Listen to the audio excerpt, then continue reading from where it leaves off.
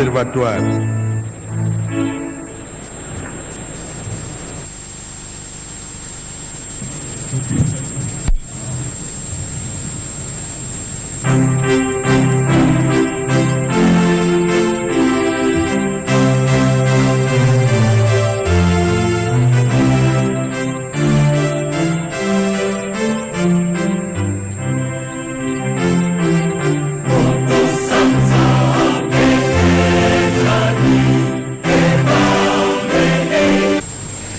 Les deux textes que nous venons de lire nous disent que la terre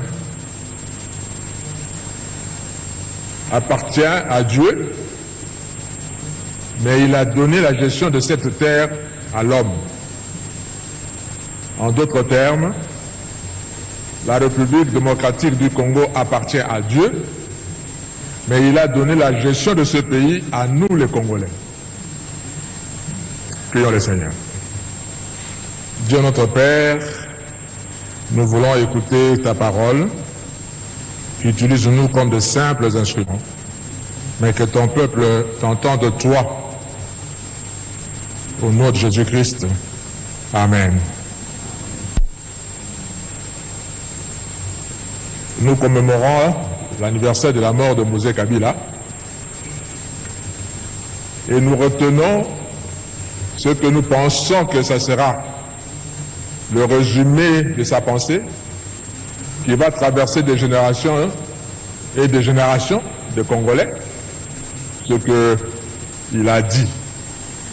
Et il nous a légué cette parole comme un testament de ne jamais trahir le Congo. Et ce que nous venons de dire nous dit justement que le Congo nous appartient. Dieu a donné la gestion du Congo à nous, Congolais. Ce n'est pas aux Américains. Ce n'est pas aux Français, ni aux Belges, ni à qui que ce soit, mais à nous, Congolais. Et c'est nous, Congolais, qui un jour rendrons compte à Dieu de notre gestion de sa terre, de la République démocratique du Congo. J'aime bien l'athlétisme, où il y a des courses à pied surtout. Et j'aime spécialement une course, la course de relais, où une personne transmet le bâton à une deuxième personne, à une troisième, à une quatrième. La première personne à courir, on doit toujours prendre quelqu'un qui est meilleur. Parce que de ses efforts dépendront le reste à courir. Si lui prend la distance, suffisamment de distance par rapport aux autres, ceux qui viendront après lui ne feront que conserver cette distance-là et gagner la course. Dans l'histoire du pays, c'est pareil aussi. L'histoire des pays, c'est pareil. Nous prenons un témoin que nous transmettons à la génération qui vient. D'où ma question.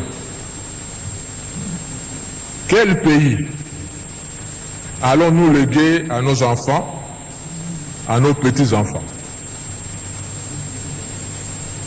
Nous avons l'obligation devant Dieu et devant l'histoire d'éléguer à nos enfants et à nos petits-enfants, tout d'abord, un pays uni.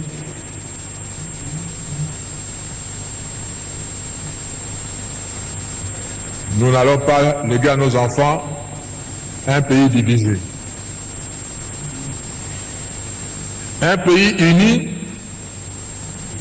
nous savons que nous avons autant de populations, autant de peuples, autant de langues, autant de cultures, mais c'est ça qui fait la force d'un pays. Quand nous pouvons nous sentir, nous tous, un, c'est ça qui fait la force d'un pays. Nous ne devons pas transmettre un territoire désunis à nos enfants, parce que nous-mêmes, nous avons reçu un territoire uni. Frères et sœurs, ne cédons pas 1 millimètre de notre pays à qui que ce soit. Nous avons cette obligation historique devant Dieu et devant l'histoire. Ce que nous avons reçu de nos pères, nous devons transmettre cela à nos enfants. Nous avons reçu un pays uni. Nous transmettrons à nos enfants un pays uni. Nous devons transmettre en deuxième lieu à nos enfants un pays riche. Vous savez, Dieu lui-même ne comprend pas pourquoi nous, les Congolais, nous sommes pauvres. Qu'est-ce qu'il n'a pas donné au Congo? Qu'est-ce qu'il ne nous a pas donné pour que nous soyons considérés parmi les pays pauvres? Quand nous regardons d'autres pays, je ne vais pas citer de noms, ils ne vivent que d'une seule richesse. Il y en a qui ne vivent que du tourisme. Il y en a qui ne vivent que du pétrole. Il y en a qui ne vivent que de la banque. Mais nous, Dieu nous a tout donné. Nous avons du pétrole à Mwanda. Et ce n'est pas seulement le pétrole à Mwanda. Chez moi, à la Québec centrale, il y a du pétrole.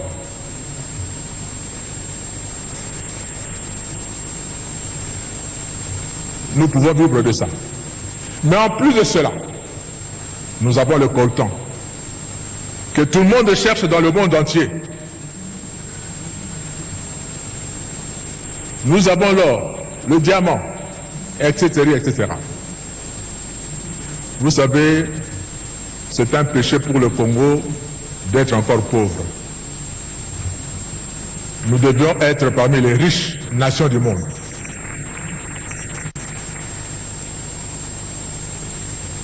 Jésus dit dans Luc chapitre 12, verset 48, « On demandera beaucoup à qui l'on a beaucoup donné, et on exigera davantage de celui à qui l'on a beaucoup confié. » Dieu nous a donné beaucoup, et il nous demandera beaucoup également. Nous devons léguer à nos enfants un pays avec une autosuffisance alimentaire. Quand vous prenez l'avion, vous circulez dans notre pays et vous regardez la verdure qu'il y a, autant d'espaces vides où nous pouvons cultiver, élever les bêtes. Et nous ne le faisons pas, et nous importons la nourriture de l'extérieur, c'est vraiment inadmissible pour le Congo. Je suis parti il y a plusieurs années au Sénégal. C'est là où j'ai vu l'effet de serre. J'entendais parler, mais c'est au Sénégal que j'ai vécu cela. Nous étions internés à Mboro, c'est à plus de 100 km de Dakar, dans un hôtel, et l'hôtel s'appelait l'hôtel du lac. Et nous tous, on cherchait le lac. On ne voyait pas le lac. On a posé la question aux Sénégalais eux-mêmes, mais pourquoi vous avez donné à cet hôtel le nom de l'hôtel du lac? On dit, ben, monsieur, vous regardez juste devant la piscine, il y a une crevasse là. Oui. Il y a 10 ans, il y avait de l'eau. On traversait de ce coin à l'autre par pirogue. On pêchait des caïmans ici, des poissons ici. Mais tout cela s'est asséché. Je suis parti passer toute une semaine dans un village, à plus de 500 km de Dakar. Heureusement pour le village, et c'est ça qui a fait que le village continue à vivre, les Français sont venus creuser un puits de plus de 300 mètres pour trouver de l'eau. Et c'est cette eau-là, ce puits-là, qui faisait vivre tout un village. Et moi, j'ai dit à celui qui me logeait, il dit, ben, nous, à Kinshasa, dans certaines communes, vous creusez la terre pour posez la fondation de votre maison, vous commencez à vous battre avec de l'eau. 30 cm à peine, vous avez de l'eau. Dieu nous a bénis. Et quand j'ai vu les gens de Dakar, au Sénégal, vous trouvez des fruits partout, des pastèques, de ceci, de cela, partout. Nous, on a la grâce d'avoir autant de saisons. Quand il ne pleut pas à Kinshasa, il pleut à Goma. Quand il ne pleut pas à Goma, il pleut au Katanga, etc., etc. Et comment nous pouvons importer certaines choses? Je reconnais que nous ne sommes pas avancés du point de vue technologique. On peut importer la technologie. Mais de penser le peu de devises que nous avons pour importer à manger, c'est vraiment inadmissible pour le Congo.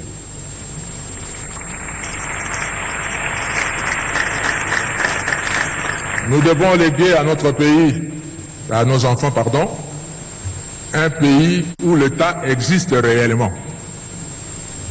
Je dis bien réellement. Parce que j'ai l'impression que l'État n'existe pas vraiment. Je vais donner juste un exemple. Nous sommes en la République démocratique du Congo, nous conduisons à droite. Et le volant de notre voiture se trouve à gauche. C'est comme en France, c'est comme aux États-Unis, c'est comme en Allemagne. Vous allez chez les Allemands, chez les Anglais, et ils conduisent à gauche et le volant à droite. Dans des pays anglophones, comme l'Afrique du Sud, etc., c'est comme ça.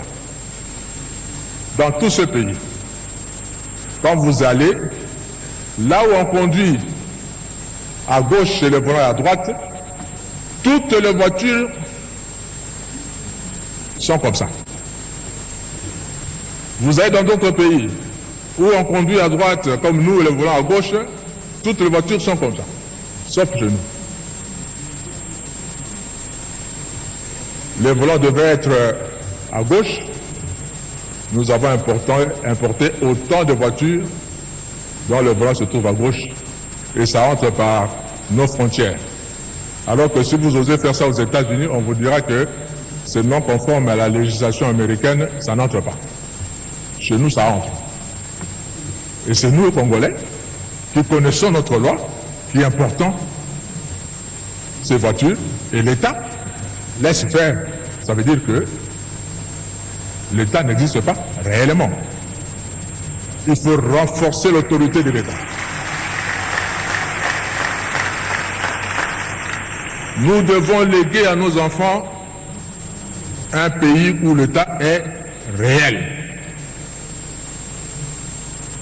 Où tout le monde est égal devant la loi. Que vous soyez général, ministre, ou qui que ce soit. Quand vous devez enfreindre la loi de la République, on vous arrête, on vous juge, on vous condamne comme tout citoyen.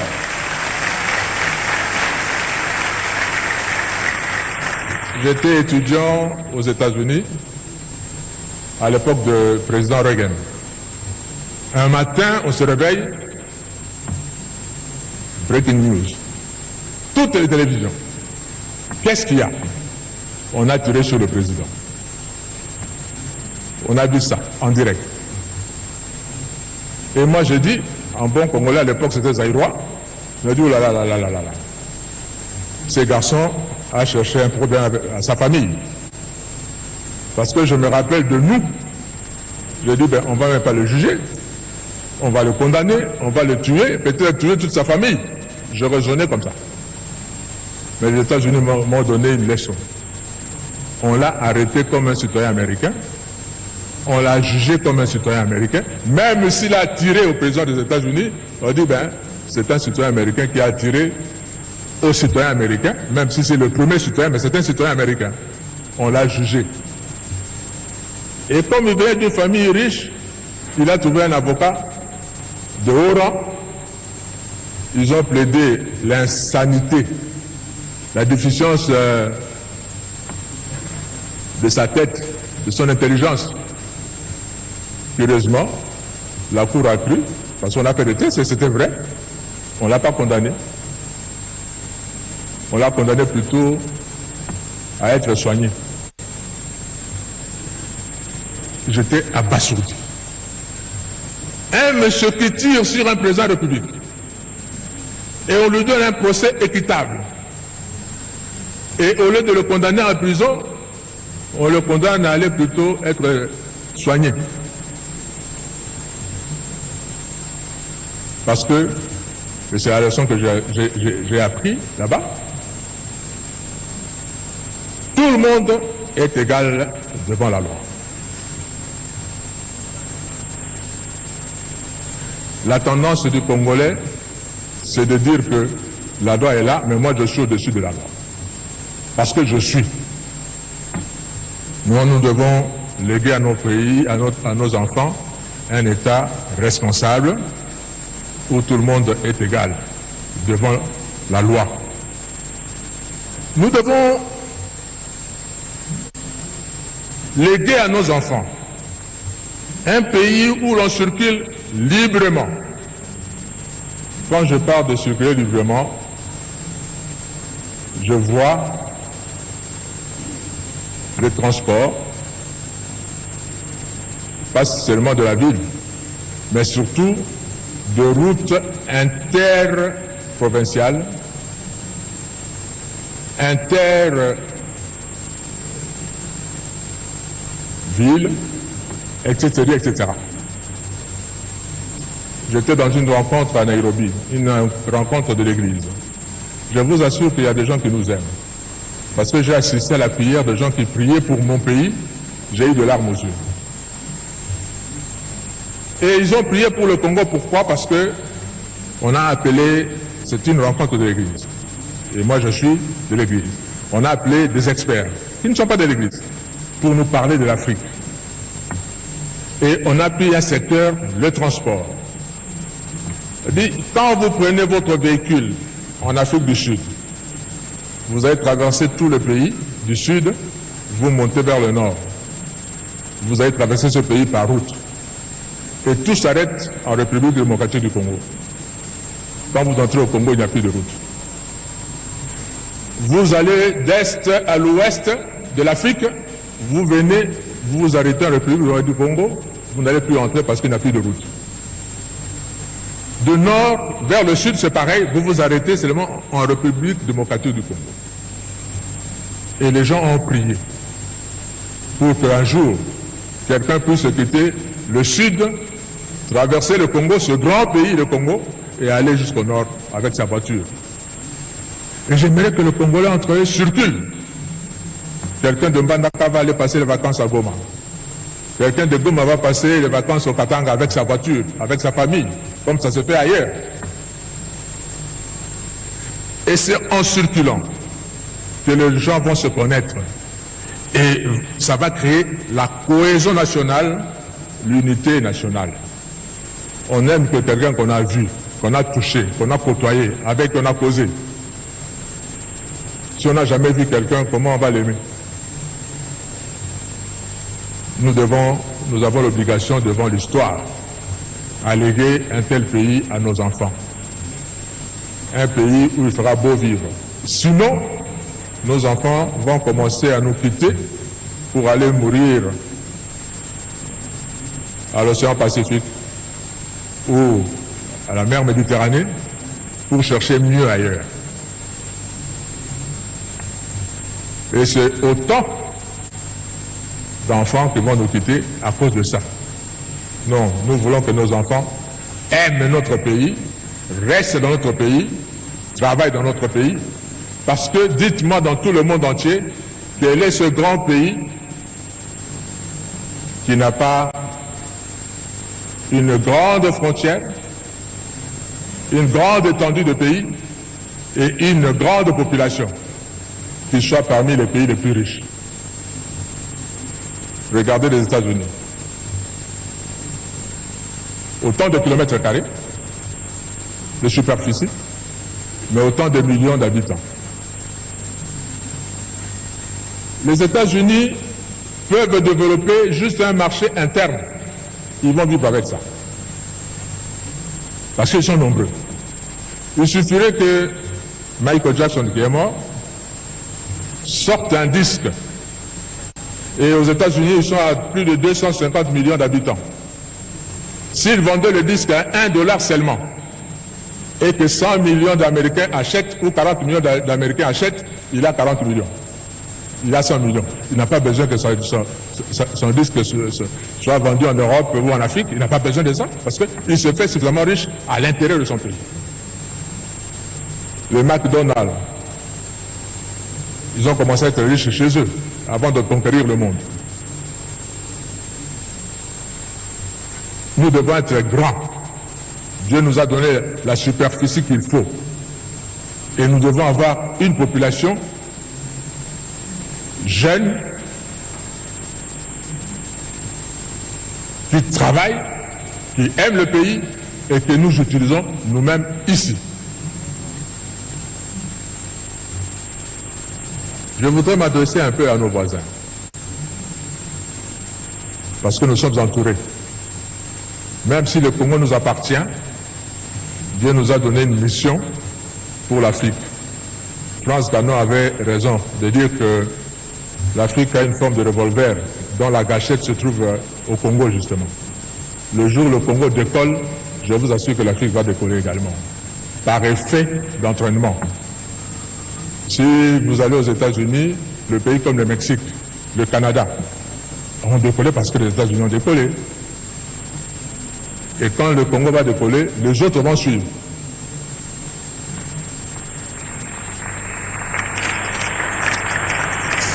Et ces voisins, je vous dis nos voisins, Dieu vous a donné votre terre. N'enviez pas la nôtre.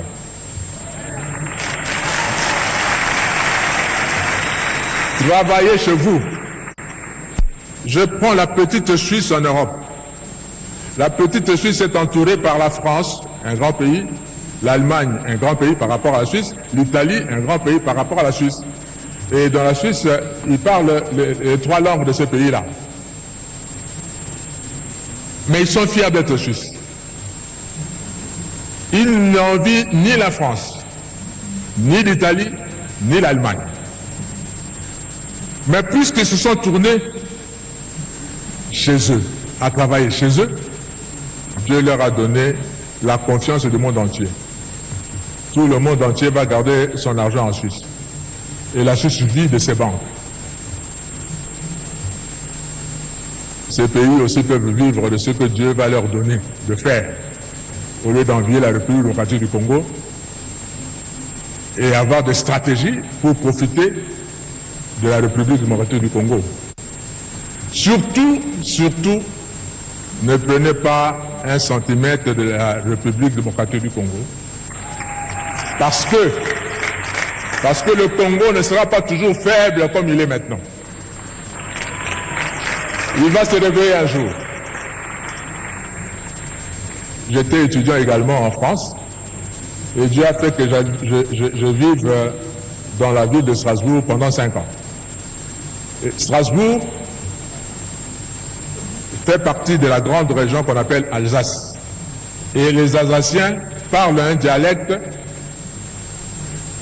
germanique, c'est-à-dire qui ressemble plus à l'allemand qu'en français. Vous avez beaucoup d'Alsaciens qui ne savent même pas parler français correctement quand vous êtes dans leur village là-bas. Ils parlent plutôt allemand. Et là où je vivais, je louais. Mon bailleur me disait un jour, Monsieur Kofo, mes parents sont nés ici à Strasbourg, ont grandi à Strasbourg. Moi, je suis né à Strasbourg, j'ai grandi à Strasbourg. Et tout en vivant à Strasbourg, j'ai été 2 fois citoyen allemand et je suis redevenu 2 fois citoyen français. Je me dis comment? Parce que lors de la Première Guerre mondiale, 14-18, l'Allemagne a envahi la France et a récupéré, selon l'Allemagne, son droit sur l'Alsace qui lui appartient historiquement, parce qu'il parle la même langue. On a récupéré ça. La guerre de 18 se termine, les Allemands perdent la guerre. La France récupère son territoire. On arrive à la guerre de 40-45, pareil. L'Allemagne envahit la France et récupère l'Alsace. En 1945, l'Allemagne perd la guerre, la France récupère sa terre. Le Congo, si vous osez prendre une partie du Congo maintenant, nos enfants vont le récupérer les années qui viennent.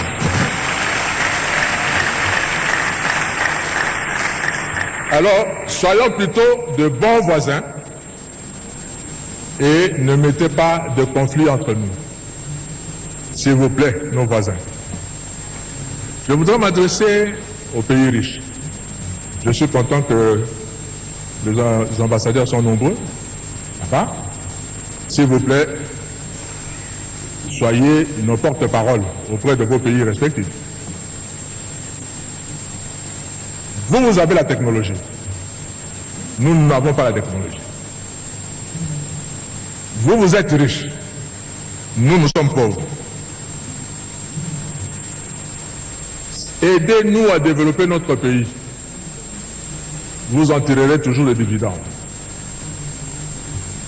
Si par exemple, vous aidez le Congolais à avoir de belles routes partout, et que le Congolais vive bien, combien de voitures seront achetées chez vous? Parce que nous n'avons pas la technologie de fabriquer des voitures. Combien de voitures seront achetées chez vous? Si vous permettez que l'électricité arrive dans nos villages et que le villageois congolais a suffisamment de moyens pour acheter juste un poste téléviseur, combien de postes téléviseurs vous vendrez au Congo? Je sais que les industries qui fabriquent les armes profitent quand il y a la guerre pour écouler leurs marchandises. Mais quand il y a la paix également, vous allez toujours vendre vos marchandises. Parce que tout le monde sait, celui qui veut la paix prépare la guerre. Même en période de paix, les armées vont toujours acheter de quoi se défendre auprès de vous. Si le Congo est riche et nous avons un vaste pays, combien d'avions on achètera chez vous parce qu'on n'en fabrique pas chez nous? Si vous nous aidez à avoir des chemins de fer, combien de locomotives vous vendrez? Aidez-nous. Le monde est devenu un petit monde planétaire. Il suffirait qu'on touche quelque part, c'est connu dans tout le monde entier, et le résultat, où le problème se fait sentir partout. Aidez le Congo. Quelqu'un qui est malade et vous l'aidez, quand il sera en bonne santé, il ne vous oubliera pas.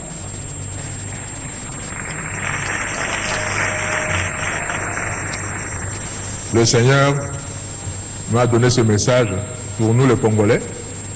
Nous avons l'obligation de léguer un bon pays à nos enfants.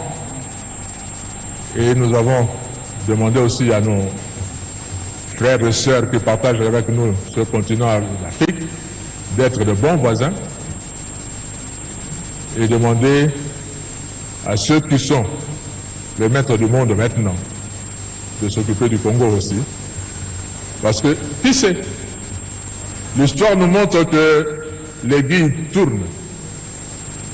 Dans l'histoire, il y avait des pays comme l'Égypte qui étaient de grandes nations à l'époque, qui ont dominé le monde à l'époque.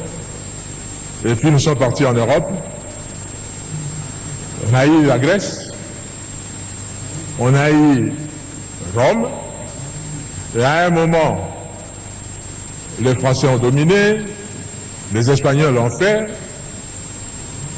les Britanniques également. Maintenant, nous avons les États-Unis. Ça a quitté l'Europe, ça va vers l'Amérique. Qui ne vous dit pas que dans le prochain centenaire, ça sera l'Afrique. Et l'histoire, je vous assure, ne s'oublie pas. On se rappellera toujours de ceux qui nous ont aidés et ceux qui ne nous ont pas aidés. Que Dieu nous bénisse. Bénisse la République démocratique du Congo. Amen.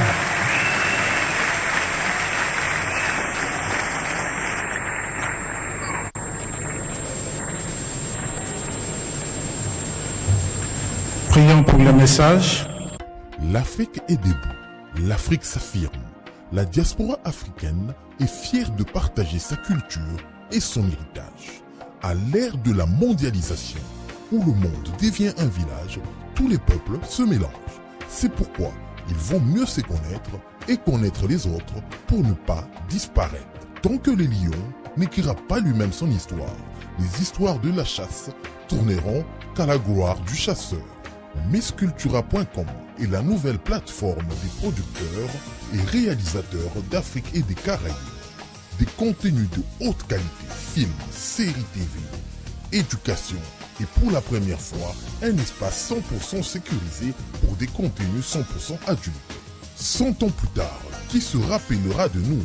Nous passerons tous sur cette terre des hommes. Mais ce qui est important, ce sont les œuvres que nous laisserons derrière nous pour préserver nos cultures, nos langues et notre histoire. Mixcultura.com, se connaître et mieux connaître les autres en haute qualité.